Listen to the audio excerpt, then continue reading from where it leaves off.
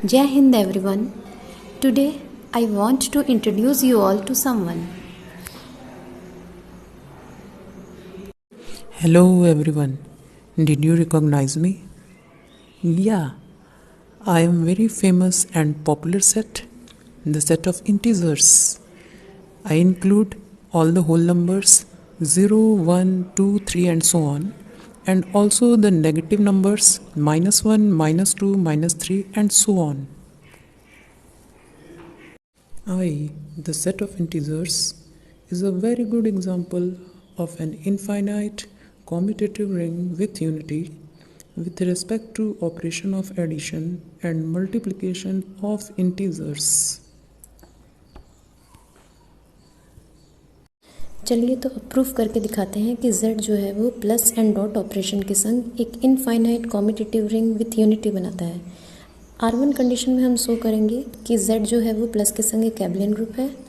हम सभी जानते हैं कि क्लोजर लॉ जो है वो z के अंदर होल्ड करता है एडिशन के लिए, क्योंकि कोई भी दो इंटीजर्स a b हम लेते हैं उन्हें ऐड करने पे भी हमें एक नया इंटीजर मिलता है।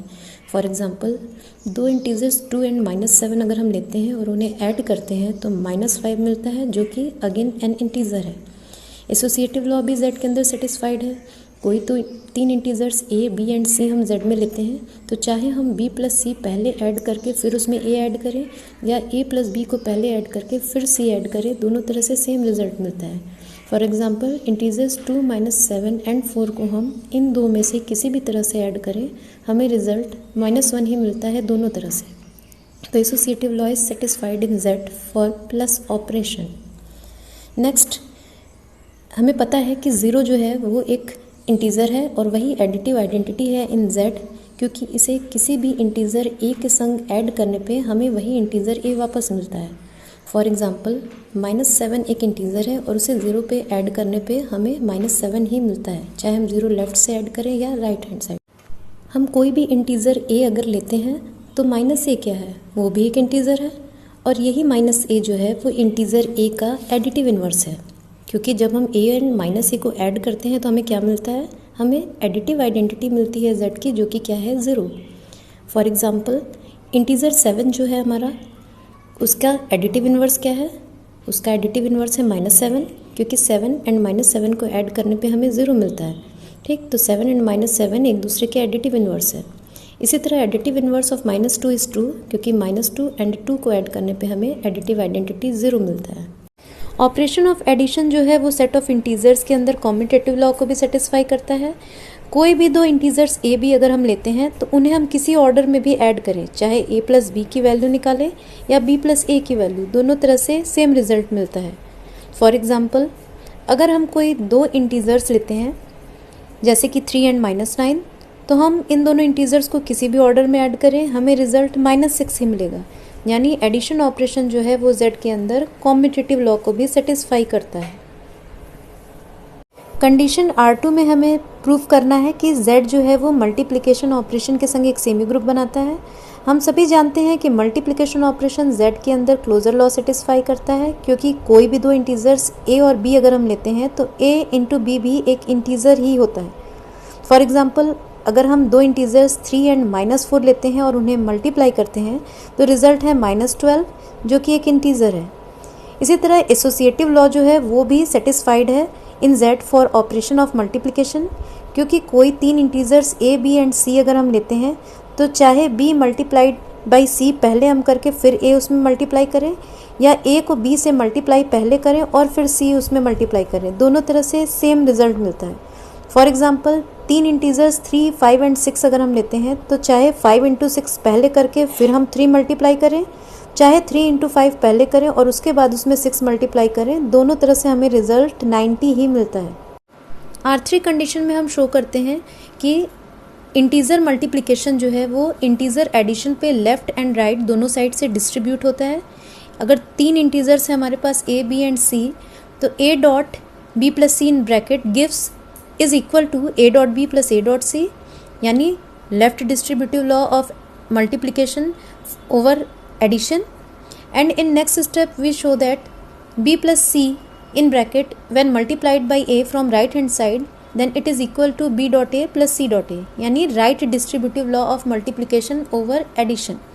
For example, अगर हम तीन इंटीजर्स 3, 4 एंड -5 लेते हैं तो हम जब 4 एंड -5 को ऐड करते हैं और उसे फिर 3 से राइट साइड से मल्टीप्लाई करते हैं तो हमें मिलता है -3, जो कि एग्जैक्टली इक्वल है अगर हम 3 को 4 से मल्टीप्लाई करें, -5 को भी 3 से मल्टीप्लाई करें और फिर दोनों को ऐड करें, यानी दोनों केस में हमें -3 मिलता है. सिमिलरली अगर 4 और -5 को हम ऐड करके उसे राइट हैंड साइड से 3 से मल्टीप्लाई करते हैं तो वैल्यू मिलती है -3, जो कि सेम है जब हम 4 इंटू 3 एंड -5 इंटू 3 को ऐड करते हैं आपस में. तो ये है right distributive law. So we can now officially announce that set of integers is a ring with operation of addition and multiplication of integers. So far we have seen that set of integers forms a ring with operation of addition and multiplication of integers.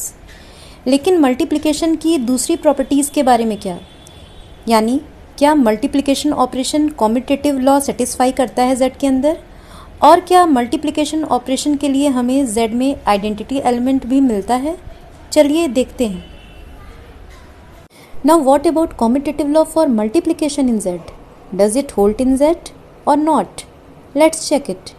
हम सभी जानते हैं कि कभी भी कोई दो integers a and b अगर हम लेते हैं तो चाहे a मल्टीप्लाइड विथ b की वैल्यू कैलकुलेट करें या b मल्टीप्लाइड विथ a की वैल्यू, दोनों तरह से सेम रिजल्ट मिलता है, यानी a dot b equals b dot a. For example, जब हम कोई दो इंटीजर्स जैसे कि -6 एंड -8 लेते हैं तो चाहे हम -6 मल्टीप्लाइड विथ -8 की वैल्यू निकालें या -8 मल्टीप्लाइड विथ -6 की वैल्यू कैलकुलेट करें, दोनों तरह से हमें रिजल्ट मिलता है 48, यानी commutative law for multiplication holds in Z. What about existence of multiplicative identity in Z? Does it exist in Z और नॉट? Let's check it. हम सभी जानते हैं कि इंटीजर 1 जो है वो एक मल्टीप्लिकेटिव आइडेंटिटी है Z के अंदर, क्योंकि इसे हम किसी भी इंटीजर a के संग जब मल्टीप्लाई करते हैं तो हमें रिजल्ट में a ही मिलता है. फॉर एग्जाम्पल, अगर हम कोई इंटीजर -63 लेते हैं और उसे 1 से मल्टीप्लाई करते हैं तो हमें रिजल्ट में -63 मिलता है, यानी 1 is multiplicative identity in Z. Oh wow, how lucky is Z, isn't it? It is not only a ring but is blessed with the properties of having multiplicative identity 1 and law of commutativity for multiplication also holds in it. Great!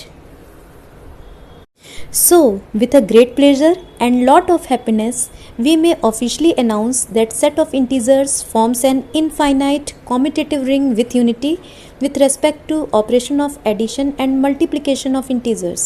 Note that the set of integers does not have finite number of elements and so it is an infinite set.